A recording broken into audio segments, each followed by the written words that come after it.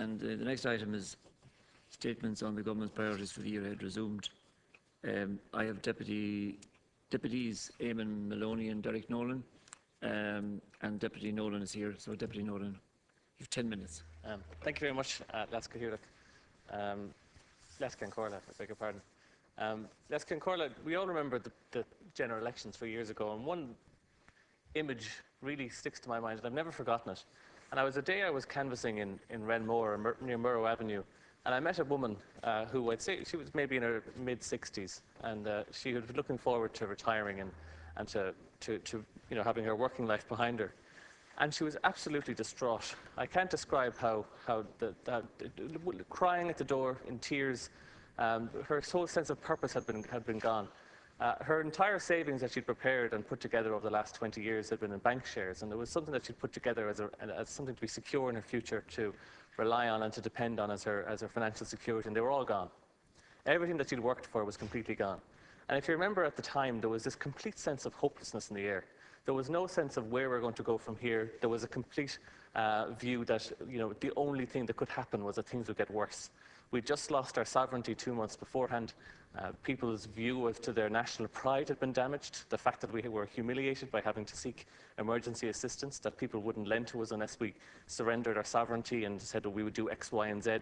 And the sense at the time was of real despair, lack of hopelessness, and that there was what was to come would never live up to what we'd had before and what we expected, and expectations had been dashed. To look back now 3 years later at that time, for me, who at the time it was my first time running in a general election, the people I was talking to were normally quite a lot older than me, and the sense of burden and responsibility that I felt at that time, I feel that we have been vindicated somewhat about what we've managed to do in the last 3 years.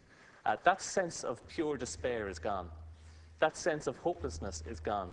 That sense that the country has nowhere to go but down is gone. And there is a creeping sense of confidence that yes, times are still very difficult. Yes, there are still hard decisions to be made and we're not out of the woods, but there is a path before us and there is a way forward. And I think that this time that we have allotted in the Dáil to discuss the priorities for the year ahead and for what we want to do, it's worth looking back over that 3 years and just to remember all of what has changed and how things have improved and why they have improved. And they have improved because a lot of work has been done by government parties and by people across the country to just pick this country up by its bootstraps and get it back standing tall again, and now with a sense of confidence and a sense of purpose in the future. Of course, the last 3 years, a lot of time was spent on a number of different topics, and the national discourse was completely dominated by talk of public finances, by GDP growth, by interest rates, by promissory notes, by international lenders, ratings agencies, things that the average person in their average lives, when they're trying to struggle to get by, doesn't connect with them.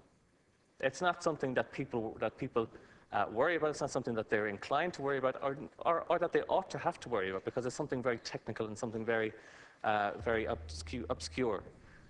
So I think that a lot of the work we did and that we had to do was very much in an esoteric kind of a sense. It was something that was unique to ourselves and a certain clique of society who are in that world. And the average person, I think, felt disconnected from that discussion, even though what has happened as a result of tackling some of those issues has been extremely powerful and extremely positive. I think that we're now finally starting to see job creation now, and we're starting to get that, the real bread and butter issues are totally top priority. And people can see that. And the successes that we're seeing, going from having been losing 7,000 jobs every month to now creating 5,000 jobs every month, is something that we need to applaud and just, really acknowledge that that is a huge turnaround and something that will make a huge difference. Because every job you create, every 10 jobs you create, 7 further jobs are created in the economy. And that knock-on effect, that cumulative effect, we will start to see it filtering its way through. The national debate, however, if I was to issue a word of warning, yes, we have to look at how we use those resources. Yes, we have to look at easing tax burdens, and we need to look at how we're going to roll back some of the draconian measures that were taken. But we cannot focus exclusively in the next 2 years in a national debate about how much tax who is going to cut. If we go through 3 years of hell, of dictatorial attitudes from the Troika, of sacrifices, of hard decisions, merely to reduce our public debate to one single issue, we will have done the state a severe disservice. We have so many more things now that we need to discuss with the freedom that we've got, the resources that as they improve, how we're going to do with them.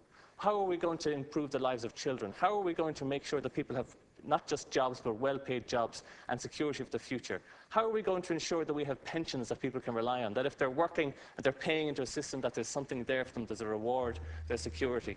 How are we going to ensure that we have the best education system in the world in order to make sure that in the future the jobs that are in this new emerging world economy will be coming to Ireland and not going to other countries? And how are we going to ensure that we have a participation in society, that people feel connected to it, that they have, as citizens of Ireland, that they feel that they participate in the economy, in society, that they're included, and that we don't allow what happened before, which is to leave it to the market, to let it all out and allow the clique at the top to take the cream and to create a society that suits them and that suits a certain amount of people who have money already. Because that's, if we go down a narrow, focused debate, which happened before, and the cattle and herd mentality comes back in, and we're all going chasing one goal, dictated to us by wealthy individuals, by lazy media, and so on, then we're going to repeat all the mistakes again. And I think the type of economy that we build, we need to think about it. We need to talk about workers and their role in society. Surely if we have people, the human capital that makes our society must be what we cherish and put at the center of it. And workers, when they get up every day and they bring their kids to school and they go out and they work and they produce and they create wealth, they must be the people that we put at the center of decision making, because they are the ones that create the wealth that we can then redistribute to other areas of society to fulfill our societal goals that we want to do. That we need to get real about public services. We need to look at providing a proper public service, not just one that is simply funded to the level we can afford, but we have to know what we want to do with them. What do we want them to fund? What do we want their role in society to be? Ireland has never decided. Does it want to be a social democratic society, or does it want to be a conservative society? Does it want to have top-class public services, or it doesn't? We need to have that discussion and that debate and make a decision and be political about it, because of this anti-politics view that we can just leave things out there and it's not to be worried about and that things will happen anyway. That's what got us into this mess. We need to make decisions and we need to have a goal as a society. We spent 3 years with one national priority to get rid of the Troika, and we need to replace it with a new national priority.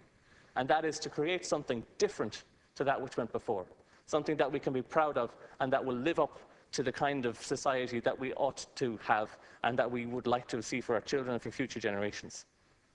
If I was to pick one issue, however, that I think that this government must prioritise and focus on, and it's an issue that, of all the other issues that I can compliment and commend, that I have seen little or no progress on. And it's not a very popular issue, and it's not something that gets discussed very much in the media or discussed very much in this House, and that is the issue of asylum seekers in the immigration system.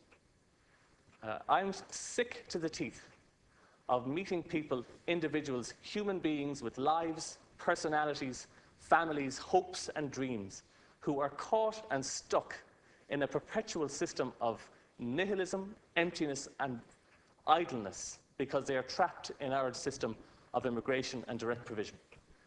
Just a number of weeks ago, a man came into my office who has been 8 years living in a hostel, in a room shared with other people, waiting for the conclusion of his immigration system. That is 8 years on €19 a week, not working, not in education, not participating, and the strain and the impact on that individual as a result of that life of emptiness. I think you can see it. And I think that if we look back on this period in a number of years' time, and we say, what did we do with this group of people, I would say we enforced upon them idleness and mental health problems, all because we wouldn't sort it out. And I've raised this issue several times with Minister Shatter. I've met with him personally about it. I've raised it in the Dáil. And we keep getting told, time after time, that there is a new bill on the way, that there is a new single procedure system that will streamline, strengthen, and improve our immigration system, that will remove this weight and this burdensomeness and this absolute waste of human potential and human capital. And every time I'm told, be it 3 years ago, it's 6 months away, be it 2 years ago, it's 6 months away, be it just last Christmas, it's 6 months away.